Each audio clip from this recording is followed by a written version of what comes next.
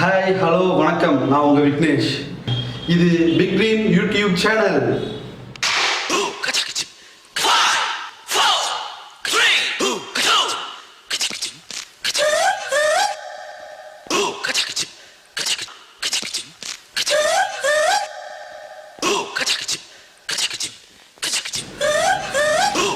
என்னடா இப்படி பண்ணிக்கிட்டே இருக்குன்னு பார்க்குறீங்களா? அதுக்கு தான் இந்த வீடியோ பாருங்க.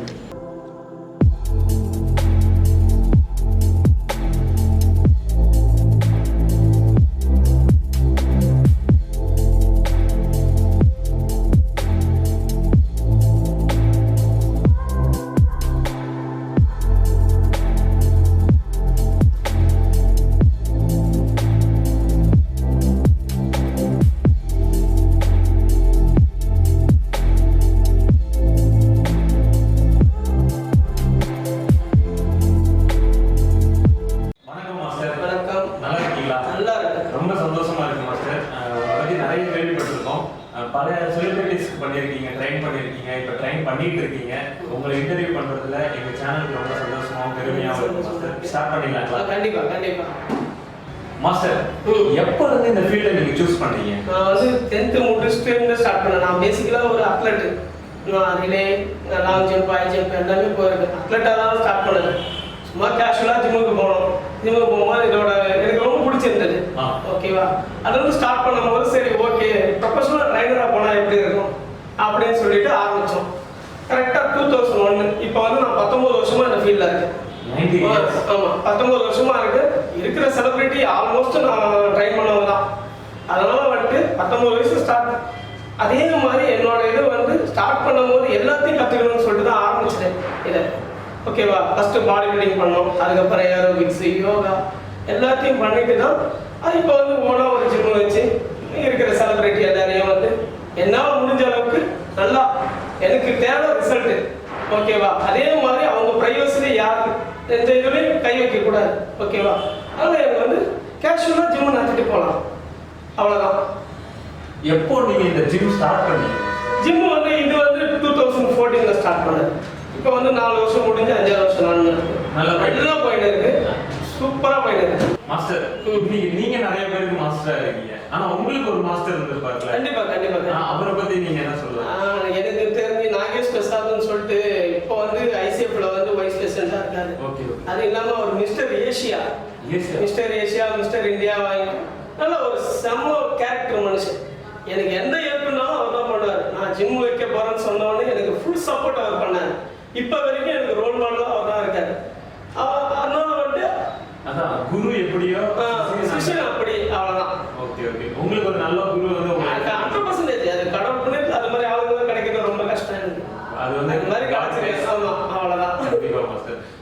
நீங்க அந்த உங்க மாஸ்டர்கிட்ட நீங்க ஒர்க் பண்ணிட்டு இருந்தீங்கல்ல, நிறைய திட்டு வாங்கியிருக்கீங்களா? அஜிலா வாங்கியிருக்கீங்க? 100%. ஐயோ, இதில் வந்து ரொம்ப டஃப்பான வேலை ட்ரைனர்ன்றது. ஏன்னா எல்லாரையோட மைண்டே நம்ம புரிஞ்சுக்கணும். ட்ரைன் பண்ணுறது வேற விஷயம். ஆமாம், அவங்களோட ப்ரைவசிலையும் கை வைக்கக்கூடாது. அவங்க என்ன மைண்டில் இருக்காங்கன்னு புரிஞ்சுக்கின்னு தான் நம்ம பண்ண முடியாது. எடுத்த மாதிரிலாம் பண்ண முடியாது. இப்போ நான் பண்ணுறேன்னு சொல்கிறதுக்கோசம் என்னோட ஸ்டூடெண்ட்டுக்கு கொடுக்க முடியாது. அவங்க செலக்ட் பண்ணி அவங்க எனர்ஜி லெவல் எவ்வளோ அப்படி பார்த்து தான் கிளாஸ் கொடுக்க முடியும். அதனால சில தப்புலாம் நடக்க செய்யும். ஓகேவா, ஒரு ஸ்டூடெண்ட் ஒரு திடீர்னு 2 நாள் லீவ் போடாது. என்னன்னு கேட்டால் பெயினாக இருக்குது அப்படின்வாங்க. என்னன்னு பார்த்தா அதுக்கு ரிலீஃப் நம்ம கொடுத்துட்டா ஓகே, கொடுக்கலன்னா அது தப்பான ஒரு ட்ரைனர் ஆகிடுது. அதுக்காக தான் என்னால் முடிஞ்ச அளவுக்கு பெஸ்ட்டாக கொடுக்காது. அதனால இன்னி வரைக்கும் அதை பண்ணிடுறேன், கடவுள் பண்ணிடுறேன். Super master. நீங்க அப்போ ஒர்க் பண்ணிட்டு இருந்தீங்க இல்லையா? நீங்க உங்க மாஸ்டர்கிட்ட இருக்கும்போது உங்க மாஸ்டர்கிட்ட என்ன செலிபிரிட்டிஸ்லாம் வந்துருந்தாங்க? இல்லை, மோஸ்ட்லி எல்லாம் இந்த தமிழ்நாட்டு பலரும் பார்த்தீங்கன்னா விக்ரம்லாம் பண்ணியிருந்தாங்க. ஓகேவா, நான் பண்ணியிருந்தது வந்து கேலக்ஸின்னு ஒரு ஜிம்மில் பண்ணியிருந்தேன். 2003 பண்ணியிருந்தேன். அப்போ வந்து நிறைய செலிபிரிட்டி இப்போ சொல்ல முடியாது. இப்போ எல்லாரும் சினிமா ஃபீல்டை பொறுத்த வரைக்கும் உங்களுக்கு வந்து வருஷம் மாறினே இருக்கு. அதனால பல பேர் இப்போ வந்து கரெக்டா எல்லாருக்கும் தெரிகிற லெவலுக்கு நம்ம இருக்கோம். கண்டிப்பா கண்டிப்பா. அதெல்லாம் இப்போ உங்க ஜிம் இருக்கு இல்லையா? உங்க ஜிம்முக்கு எந்த செலிபிரிட்டிஸ்லாம் வந்து இருக்காங்க? இப்போ நம்ம ஜிம்முக்குன்னு பார்த்தீங்கன்னா ஆக்டர் விமல் வராரு, ரோபோ சங்கர் வராரு, இளவர் சார் வராரு, பவன் சார் வராரு. அப்புறம் வந்து விஜய் டிவி செலிபிரிட்டி எல்லாமே நம்ம ஆசாரு, நாஞ்சில் விஜயன், தனியை, ஓகே பிரஜன். இப்போ ஆல்மோஸ்ட் தாதா 87 ஹீரோ வந்து ஆனந்த் பாண்டி. ஆல்மோஸ்ட் நம்ம ஜிம்மை பொறுத்த வரைக்கும் ஒரு நாளைக்கு 15 மெம்பர்ஸ் வரைக்கும் ஃபுல்லாக செலிபிரிட்டி தான். இதை பேஸ் பண்ணி தான் நம்ம வந்து இது பண்ணுற மாதிரி ரன் பண்ணுற மாதிரியே இருக்கு இப்போ. ஏன்னா அவங்களோட ஷெட்யூலுக்கு ஏற்ற மாதிரியும் ஷூட் டைம் ஃப்ரீ டைம் இதெல்லாம் வந்து பார்த்து தான். ஆமாம் கண்டிப்பாக அவங்க எல்லாருமே இது வரைக்கும் ஒரு நாள் கூட லீவ் போடாமல் வராங்கன்னு பெரிய விஷயம். அதை வந்து நம்ம வந்து இன்னி வரைக்கும் பாதுகாத்துன்னு இருக்கோம். இதில் கவிஞர் ஸ்னேகனும் வராரு.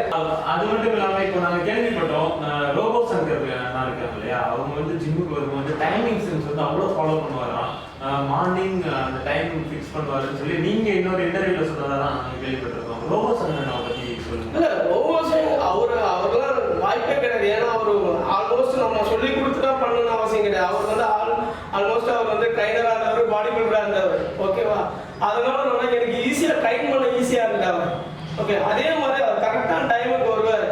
ஒன்று மார்னிங் வருவார், இல்லை ஈவினிங் வருவார். ஆனால் டெய்லி எக்ஸசைஸ் பண்ணுவார், கம்பல்சரி எக்ஸசைஸ் பண்ணுவார். அவுட் ஆஃப் ஷூட் போயிட்டாருன்னா அங்கேயும் எதனா ஜிம் இருக்கிற ஏரியாவை பார்த்து தான் இது பண்ணுவார் அவர். ஓகேவா, ரூம் போட்டு அங்கேருந்து பண்ணிட்டு ஃபோட்டோலாம் எனக்கு போட்டிருக்காரு. ஏன்னா அவரோட பிசிக்கல் பார்க்கணும் நமக்கே ஆசையாக இருக்கும். இன்னி வரைக்கும் ரோபோ மாதிரி எக்ஸசைஸ் பண்ண ஆளே கிடையாது. என்னன்னா வருவார் ரெகுலராக கார்டியோ வந்து ஒரு 45 மினிட்ஸ் பண்ணிட்டு வெயிட்ஸ் கொஞ்சம் பண்ணிட்டு ஸ்ட்ரெச்சிங் பண்ணிட்டு போவார். இன்னி வரைக்கும் நாங்கள் வந்து ஒரு 4 வருஷம் நான் ஃபாலோ பண்ணிருக்கேன் நம்ம ஜிம்மில்.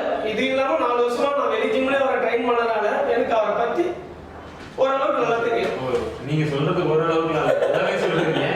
நீங்க ஜிம் ஜாயின் பண்ணும்போது ஃபர்ஸ்ட் ஒரு 5 பேர் வந்திருப்பாங்க, அடுத்து ஒரு 10 பேர் வந்திருப்பாங்க, 15, 20. இன்னைக்கு நம்ம ஜிம்ல எவ்வளவு வேல்யூ இருக்காங்க? இப்போ இது வரைக்கும் நான் ஜிம் ஆரம்பிச்சு 4 வருஷத்துல 2000 பேர் ஜாயின் பண்ணிருக்காங்க.